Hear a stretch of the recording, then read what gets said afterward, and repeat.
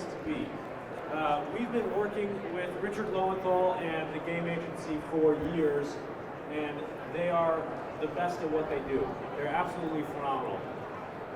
To get things started out, I wanted to play two truths and a lie. You will find out which is the lie at the end of the presentation. How's that, right? For a cliffhanger. Now you have to stay. Yeah. Because you won't want to miss that. So, 3 things about Richard Lowenthal.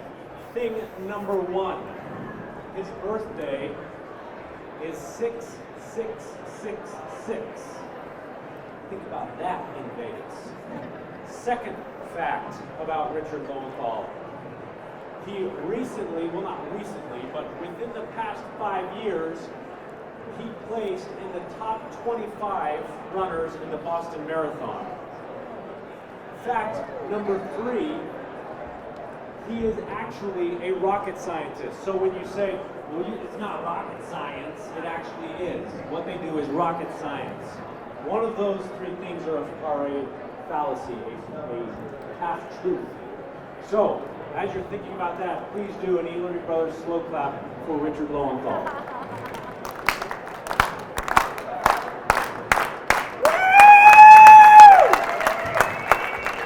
Thank you. Thank you, Zach. And thank you very much to our partners at the E-Learning Brothers for this opportunity to share with you some of what we've learned over the last 12 years. Please note, if you are here to take a nap, I apologize, that's not going to happen because I want this to be as much of an active conversation as possible. I'll even take photos to keep you active. So I am going to want your feedback. I want to start by saying this.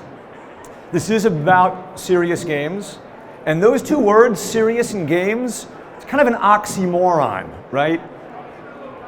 What we've come to realize is that as effective as games can be, good games, serious games, at helping you empower your employees to do their jobs better, there's a battle that each of you have to fight inside most of your organizations to get the decision makers to enable you to bring this highly effective tool to your audience.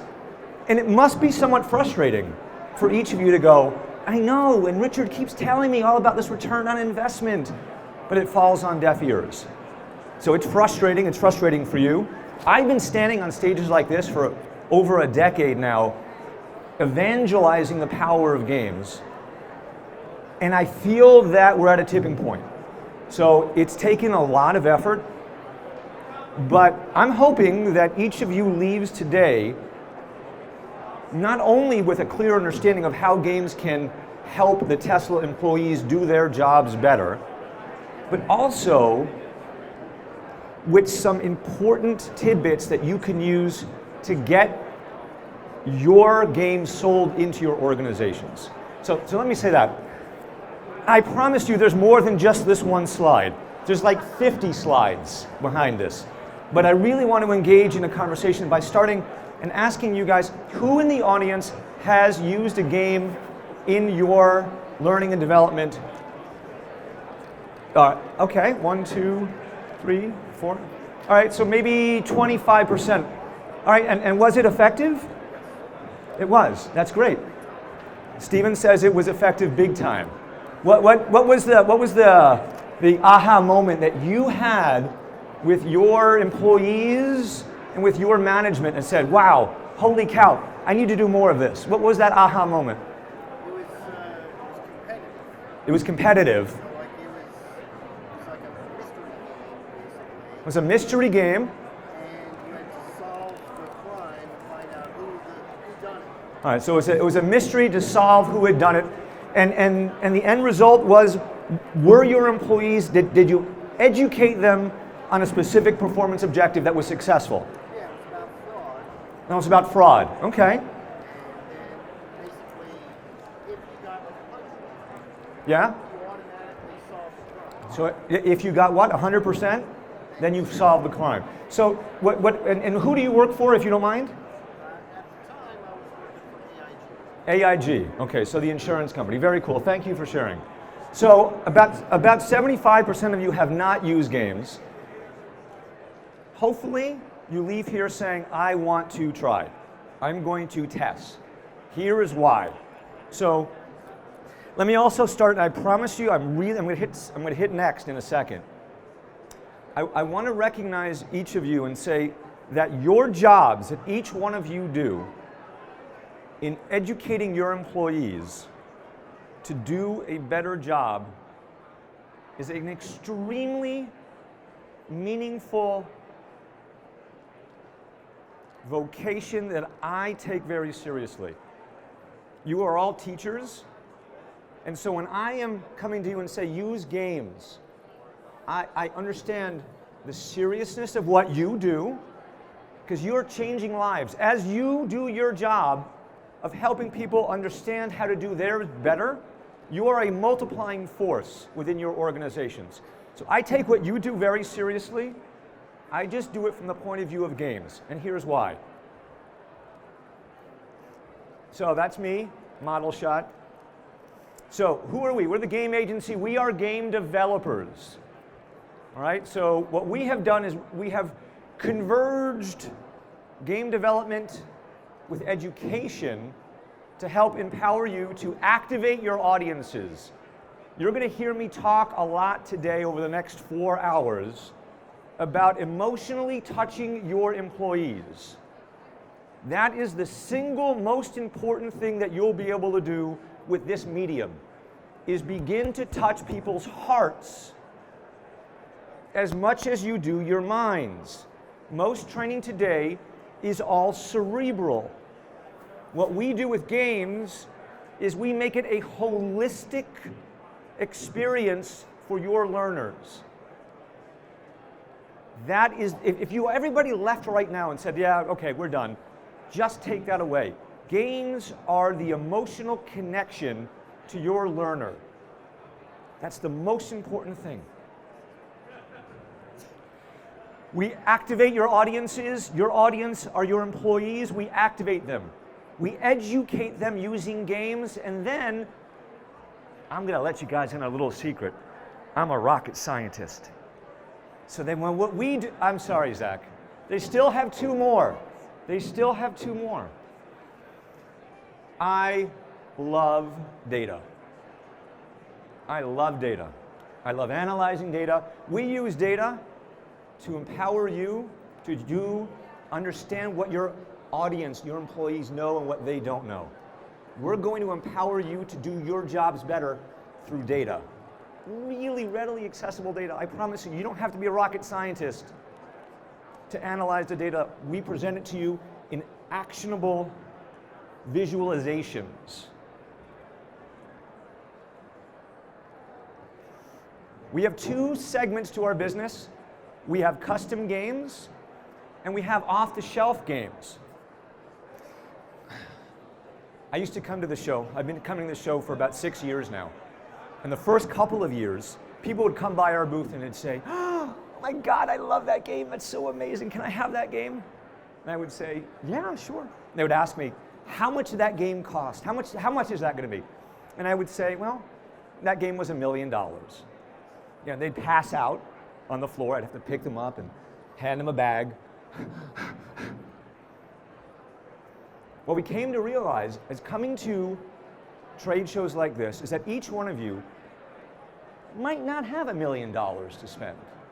Maybe, but you want tools for you. I want to go back to my job.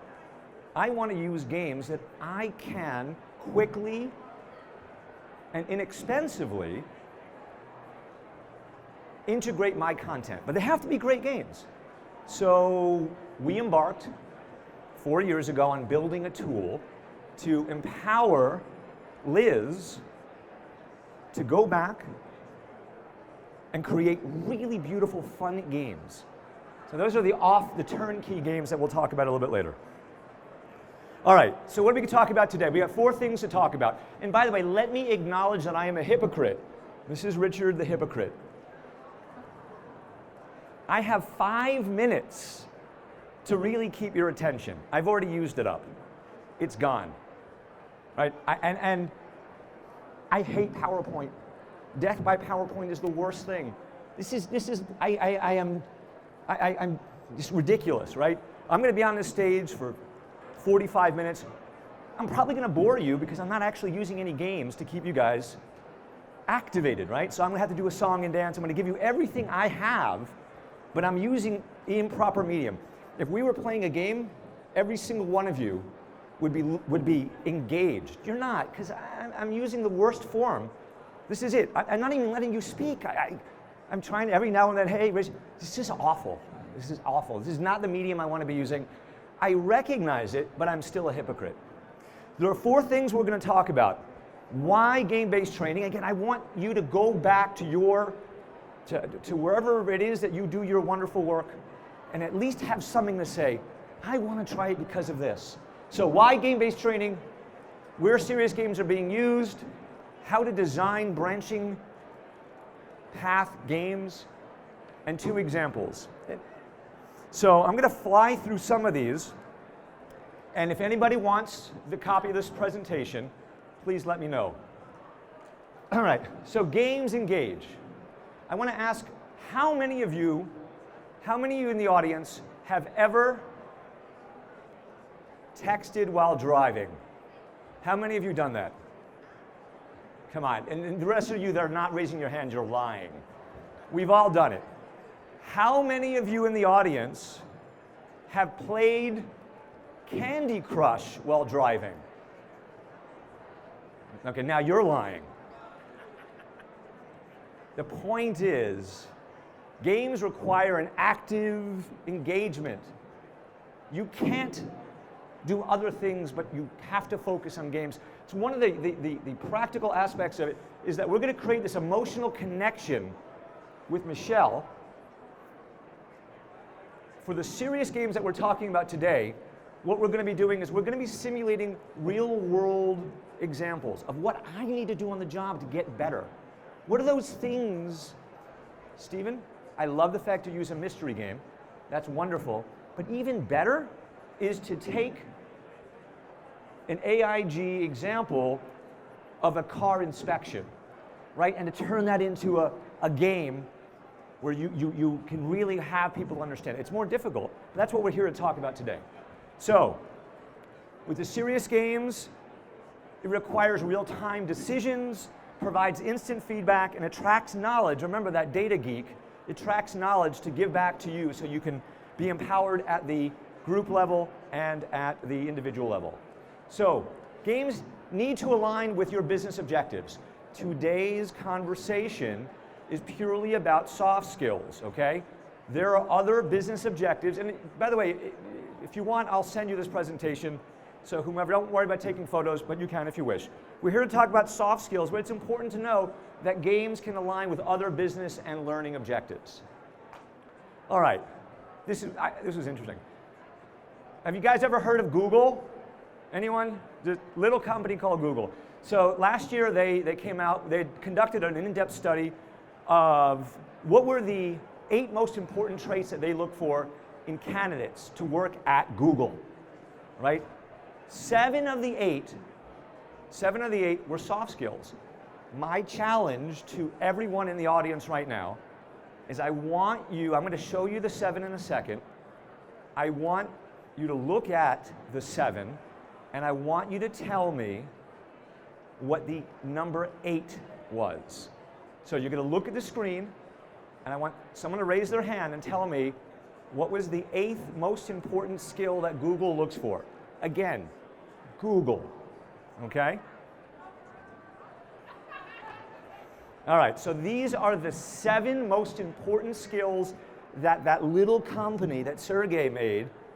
This is what they look for, okay? Coaching, your ability to coach, to communicate and listen. Be intuitive, make connections, empathize, think critically, and problem solve. What is missing? Raise your hand if you know what's not on the list. Number 8 for that little company called Google. Please, somebody help me. Creativity? I like that, but that wasn't the answer. Good try, and I appreciate the courage. Well done. All right, Unbelievably, number 8 on this list were STEM skills. Science, technology, engineering, and math was number 8. It's shocking for a company like Google. Can you teach soft skills? Again, I'm not here to teach anything. I'm here to empower you to teach. Can soft skills be taught? You know, according to MIT, they've conducted a big study. They believe the answer is yes. Obviously, I wouldn't be standing on the stage if I didn't think that serious games was a highly effective way of teaching soft skills. These are some of the companies out there that are using serious games across the workforce to teach soft skills. All right, page down. All right, whoops. There we go. Why does it work? Why do games work? Why are they effective? In particular, serious games, why are they effective? They are effective because they are an active form of communication. It requires not just sitting back and listening to me, because I promise you, within about 24 hours, 90% of what I have so emphatically imparted to you, you will forget. As much as I don't want you to, as much as I do, you're going to forget 90% of it, which sucks, because then I wasted a whole bunch of your time and a whole bunch of my time. But it's just a very passive medium right now. Games transform that from a very passive form to an active. What's very disconcerting is if you look at where most instructional designers and educators are spending their resources is in the upper part of that pyramid. It's not at the base. It's very disconcerting. All right. We're here to talk about branching paths, otherwise known as scenarios, very highfalutin scenarios, otherwise known as adventure games. Adventure games such as, in the world of gamers, which is this is where I came from. I was a retail software publisher for 15 years before the last decade of using games for training. You recognize some of those big games there? Why are they so successful, right? They're story-driven, there are multiple decision points all along the way. They're competitive, emotional experiences.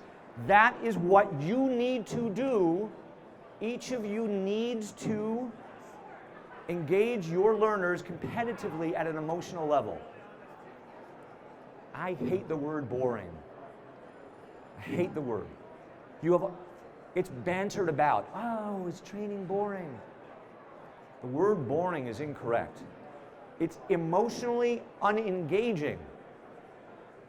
And that's to be effective at your jobs, which I cannot state enough how important your jobs are. But you have to emotionally engage your learners. If you don't, you will fail them.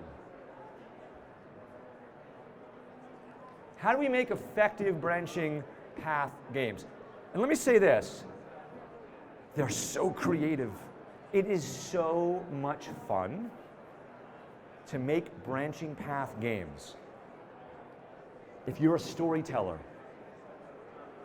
it's your place to be poetic. They're so much fun to make. All right, so here are some best practices. I need each of you to present to your learners a meaningful story that lives in the gray zone. I'm not talking about that book, 50 Shades of Grey. That wasn't me. So, what does it mean to live? Wow. What does it mean to live in the gray zone? Life is not black and white. When you're building your adventure stories, I want you to think about the gray zone. The gray zone is you're building stories nuanced. It's not right, it's not wrong. There's good, better, and best, and that's the gray zone. How many of you in the audience have ever been through a root canal? All right. Oh, well, thank you for, there you go, we've got a few. We have as many people that had root canals as made games for training, just about. How many of you have ever been through a root cause analysis? Okay, if you haven't been through a root cause analysis, it's one of the most interesting intellectual exercises you'll ever go through. When you need to unearth a problem and really understand what was causing the problem, you have to dig deeper and deeper and deeper and deeper until you say, ah, the reason I have this communication issue in meetings when I'm unable to get most of a particular audience to speak up, what's causing that? Why aren't you speaking up? Anyway, I want everyone to leave. You have homework to go home, all right? One of the things that you're going to do is you're all going to look up what is a root cause analysis, because you're going to use root cause analysis when you're building a branching dialogue game. Fascinating intellectual exercise to get at really what is the issue that you're trying to build a game around. All right, here are some very tactical things I need you to think about. When you're building your story, I need you to use actual real life, nuanced stories, right? So this is a story about this customer service rep. He's never going to hang up on Bo. Don't give obvious answers. Live in the gray zone. Request a summary. Always think about what is the good, better, and best at each one of your points in your story. Limit the number of choices. How many of you have Netflix at home? All right, Netflix would be happy. If you're like me, which I hope you're not, but if you're like me, you probably spend more time looking through the Netflix options and watching the little previews than you actually ever do watching the show. In that same exact vein, don't give your players too many options. It confuses the player. 3 or 4 options is a good idea, but don't fall into the Netflix, oh my gosh, there are so many choices, I don't even know what to pick. Keep the text short. This is something that we have to work hard with our clients. They want to say so much so quickly. Relax. Have the story unfold a little slower. I know there's a lot to say. Has anyone ever heard of the expression breaking the fourth wall? You know what that is? Yeah, you know, it's in a movie where, you know, an actor will like look at the screen and go, right? In The Office, they broke the fourth wall a lot. When you're building your stories, your adventure games, and you know, because of corporate policy, don't call it an adventure game. Call it something else. We're going to call it a scenario or a branching path. A Rose by Any Other Name is an adventure game. But for your adventure game, when you go and you create your first one, don't break that fourth wall. What I mean is, don't all of a sudden say, oh my gosh, I can't believe that you hung up on Bo. Don't do that. Be more subtle. You can have feedback. You can have points. Have points. Show the points. Have meters. That's fine. Don't break the fourth wall.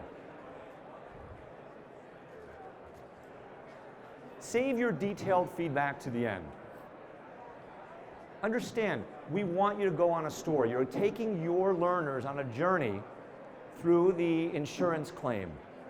At the end, after you have actually allowed them to go through that journey, then give them the detailed feedback. So look, I know these are very tactical elements. When you're building your story, just keep these in mind. This next one is very hard and very subtle, and this is not black or white. In terms of your overall design, try and keep the person immersed, which is, I've seen too many adventure games that are using computer animated, and it's just not there yet. I prefer to use videos. I prefer to use photography. So it's hard, and I'll show you an example in just a minute of what we did for a pulmonologist group called CHEST, and the creative decision that we made for them. By the way, let me say this. We are halfway through the presentation, more than that. I want to thank you all very much. We're not leaving. I just want to recognize the fact that if I was you guys after lunch, I'm going, is he really that interesting? Probably not. So hang in there. You can see some videos in a second that are kind of cool. But thank you for hanging in there. You guys are going to take some good stuff home with you. So, all right. Remember, rocket science, right? I love spreadsheets. Love spreadsheets. When building a branching dialogue, you have to keep it organized. I love doing it in a spreadsheet. Some people like doing it in flowcharts, but you have to be able to clearly show the flow of your story. It's a necessary evil.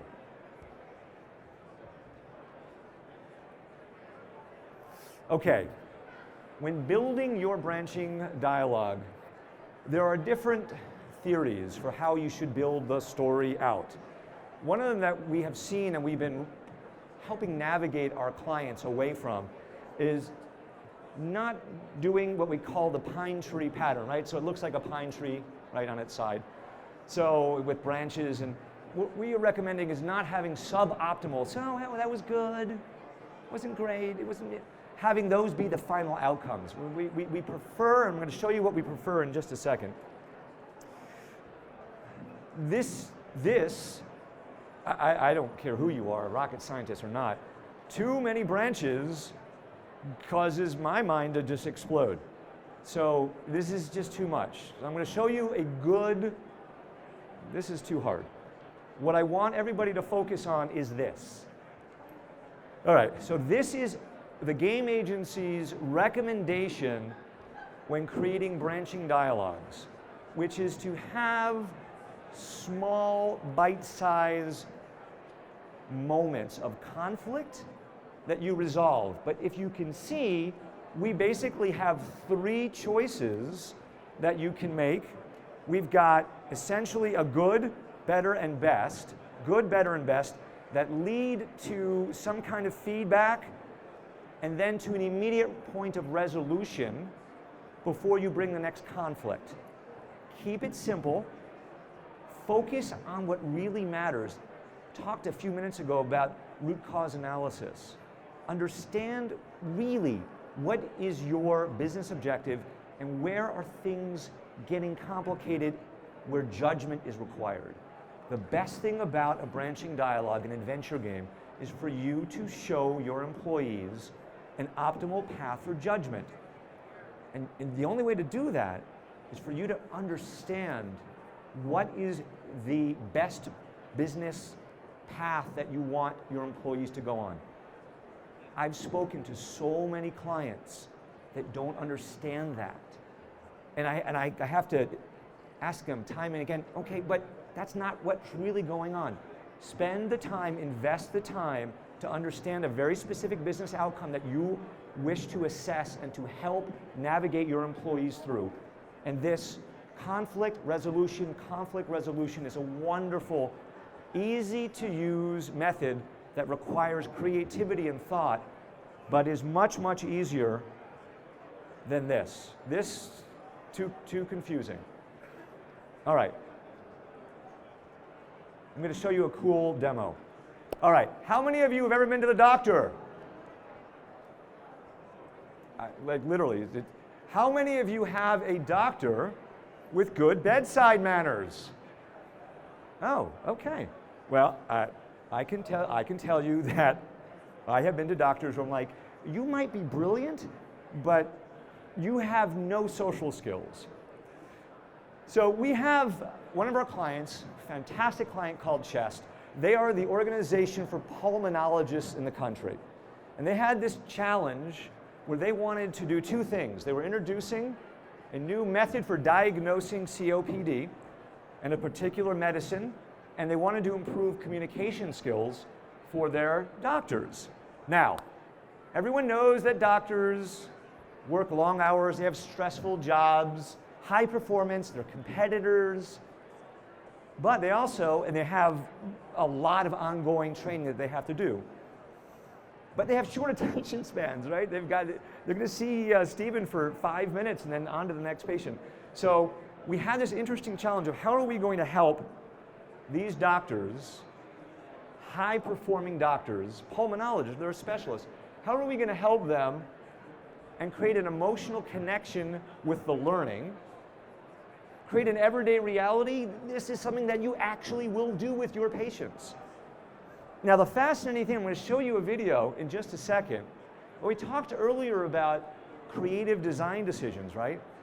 In working with the client, they didn't want to do video. It wasn't even a matter of budget. They wanted really to use animations to help create a little bit of distance. They wanted a little bit of emotional distance for the doctors not to actually be interfacing with people through videos. It was just, they wanted that a little bit of fantasy, just a little bit, which is why they went with this decision. We used a very straightforward branching path. This is literally the organization structure for the game that we used. Very simple, purposefully. I can't tell you how often, this is the game, it's called Dr. Neb. This is Dr. Lee, and I'm going to show you through this example some things that we've done. You will see that we used a little bit of text. We tried to be very careful about how much text is on the screen at any one time. So yes, the player has to hit continue, but they're reading along. I'm going to show you in just a second that we wanted to keep the options to a minimum. And you'll note that we've got a meter at the top, but just 1 meter for this. Satisfactory, and this is how the patient's point of view is. This is a satisfactory engagement. And now, we're about to see the choices that we finally give you as the doctor. So you see, we're not inundating with all of these, we've got 4 options and not a lot of text.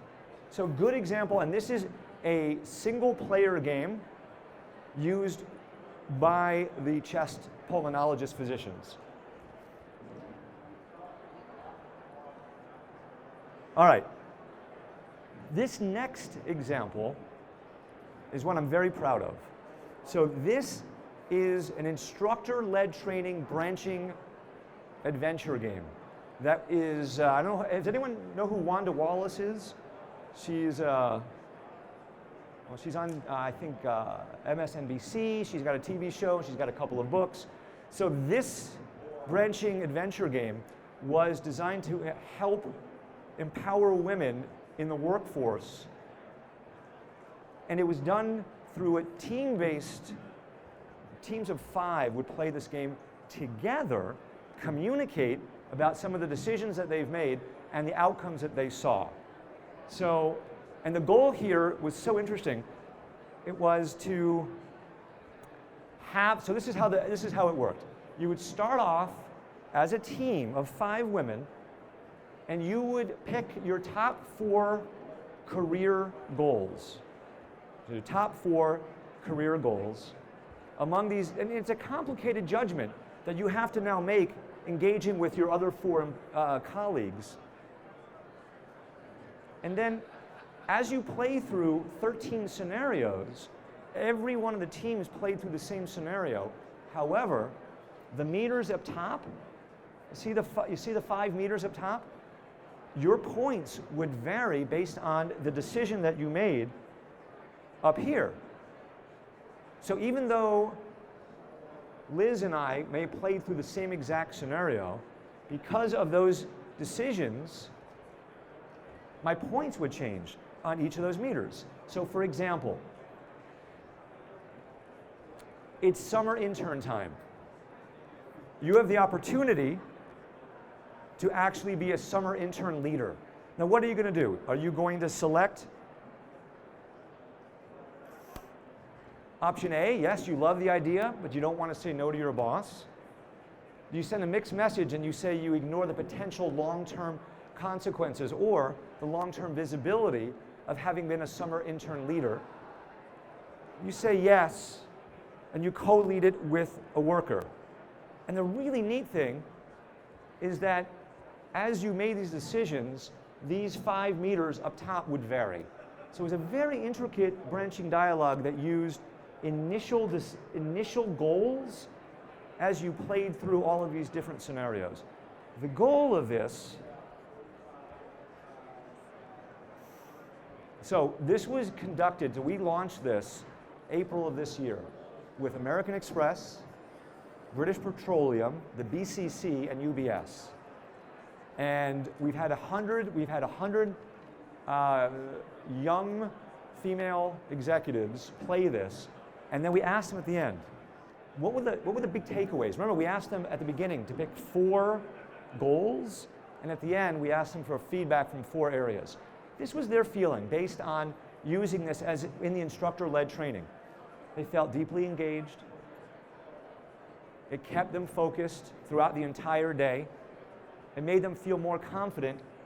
And I think perhaps most importantly, it opened their eyes to the future, saying, if I really want to become CEO of this organization, what are those things that I have to do today as I look forward into the next 15, 20 years of my career? So it was an interesting intersection of aspirations with action. So it was fabulous, absolutely fabulous. All right, I have been talking a lot. It's now time for you to talk, if you wish. Does anybody have any questions about using adventure games, games in general, about the 2 truths and a lie? All right. All right, so by the way, I do want to make a plug. Does anybody in the audience know at all any 4 to 6-year-olds? Have you ever known or know today anyone that's between the age of 4 and 6? Yeah? Do you care about them? You're sure? If you care about anyone that you know today or knew that was between the ages of 4 and 6, then come by DemoFest, Table 8, because we not only make games for educating adults, but we also make games for educating students.